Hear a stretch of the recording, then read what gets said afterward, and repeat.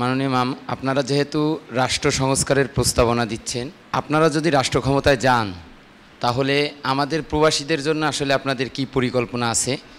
কারণ অতীতে আমরা দেখেছি যে অতীতের সরকারগুলো প্রবাসীদের শুধুমাত্র রেমিটেন্স চায়, কিন্তু তাদের জন্য দেশে ফেরার ন্যূনতম নিরাপদ পরিবেশও তারা সৃষ্টি করতে পারে নাই।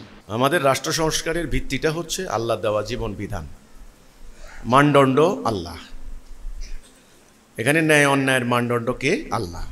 এটা হলো আমাদের প্রস্তাবিত রাষ্ট্র ব্যবস্থা, মানে সংস্কারের প্রস্তাব, গোড়া। এখানে আমাদের সামরিক নীতিও আমি বলেছি, আমাদের অর্থনীতিও বলেছি, আমাদের শিক্ষানীতিও বলেছি, এ ধরনের একটা বিভিন্ন নীতি আমরা বলেছি। তো আপনি যে প্রশ্নটা করলেন প্রবাসীদের স্বার্থ সংশ্লিষ্ট ব্যাপার, দেখুন মানুষ বিদেশে কেন যায়? আমাদের এলাকার মানুষও কিন্তু বিদেশে গিয়েছে, লক্ষ লক্ষ মানুষ কেন যায়?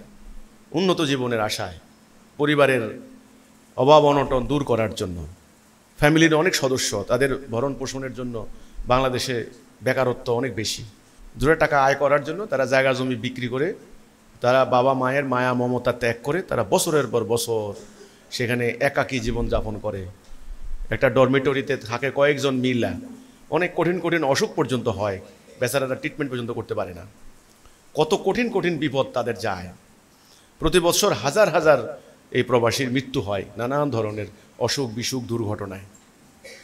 তো এই যে বছরের পর বছর ফ্যামিলিকে ছেড়ে তারা বিদেশে অবস্থান করা, এটা একদিকে চিন্তা করতে গেলে খুবই কষ্টদায়ক, পীড়াদায়ক, কিন্তু পরিবারের মানুষের চাহিদা, ফ্যামিলির সদস্যদের মুখে হাসি ফোটানোর জন্য তারা কষ্ট করে যাচ্ছেন। এখন আমাদের প্রস্তাবিত রাষ্ট্র ব্যবস্থায় আমরা কি বলেছি?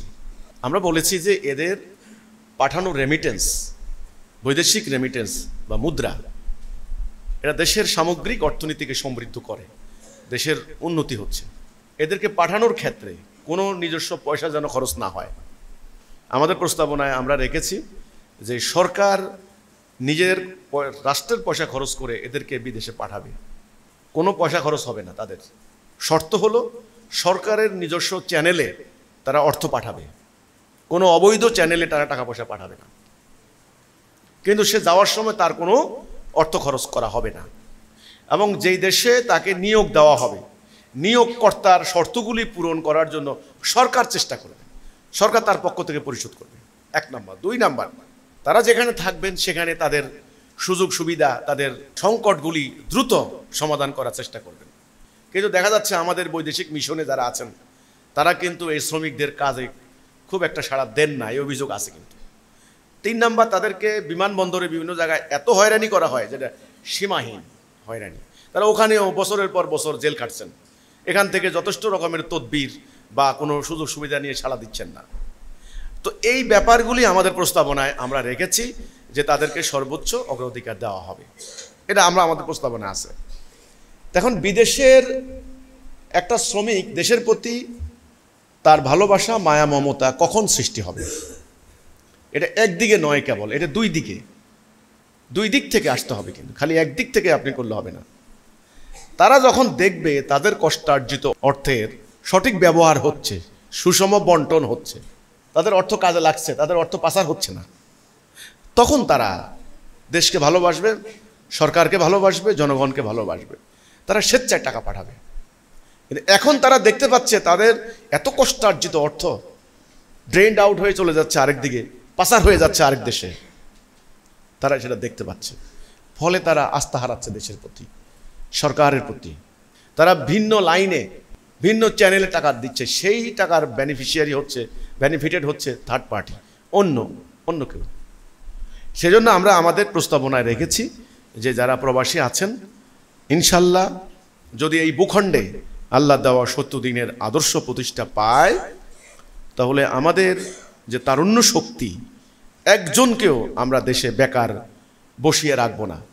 টাকার অভাবে সে যেতে পারছে না, যেখানে যেখানে শ্রমের বাজার আছে, শ্রমের মূল্য আছে, তার কর্ম আছে, যেখান থেকে সে ইনকাম করতে পারবে, রাষ্ট্রই তাকে খরচ দিয়ে সুযোগ সুবিধা সৃষ্টি করে তাকে পাঠানো হবে। এটা এতটাই গতিশীল হবে, এতটাই নিরাপদ হবে, এতটাই নিশ্চিন্ত হবে, এখন আপনি এই জায়গায় বসে সেটা চিন্তা করতে পারবেন না। মালয়েশিয়ায় গত সরকারের আমলে 4 জন লোকের 24,000 কোটি টাকা লুটপাট করেছে মালয়েশিয়া খুব একটা আমেরিকার মতো কোনো ডলার না, অনেক কষ্ট করে এই লোকগুলা। মালয়েশিয়া 24,000 কোটি টাকা ওদের কাছ থেকে লুণ্ঠন করেছে। এই গত সরকারের 2টা মন্ত্রীও আছে, কিছু এমপিও আছে, এটা পত্রিকায় এসেছে। তো 24,000 কোটি টাকা যদি 4 জনে লুটপাট করে তো শ্রমিক কি পাইল আর?